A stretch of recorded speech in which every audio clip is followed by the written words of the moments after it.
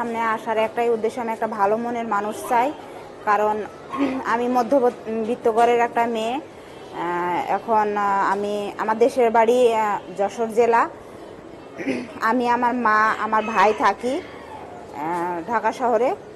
আমি একটা গার্মেন্টসে কাজ করি। আমার একটা বিয়ে হয়েছিল, আমার একটা বাচ্চা আছে। আর আমার হাজব্যান্ড ডিভোর্স দিয়ে আমাকে রেখে চলে গেছে, আর একটা বিয়ে করছে, ওই জন্য আমি চলে আসছি তার জীবন থেকে। এখন আমি গার্মেন্টসে চাকরি করে খাই।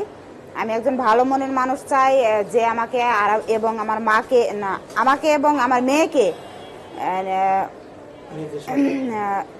ভালোভাবে রাখবে, মেনে নিবে আমার মেয়েকে। আমি সেরকমই একটা মেয়ে, মানে মানুষ চাচ্ছি, মনের মানুষ।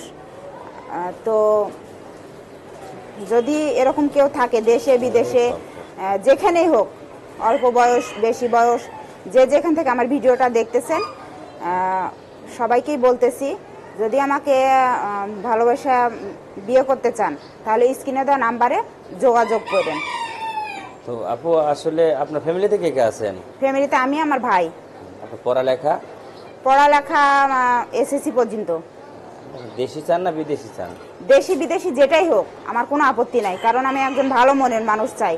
আমার বিয়ে হয়েছিল, আমার একটা বাচ্চা আছে, কিন্তু আমাকে রেখে আমার হাজবেন্ড আর একটা মেয়ের সাথে সম্পর্ক করে সে ওখানে বিয়ে করে সংসার করতেছে। এজন্য আমি তাকে ডিভোর্স দিয়ে চলে এসেছি। এখন আমি গার্মেন্টসে চাকরি করি। আচ্ছা, এখন আপনি আসছেন আমাদের সামনে, তো দর্শকদের আপনি কিছু একটা বলেন। দর্শকদের উদ্দেশ্যে এটাই বলার যে আমি জীবনে অনেক কষ্ট করছি, করার পরেও আজ পর্যন্ত আমি টিকে রয়েছি, এখনো ভেঙে পড়িনি।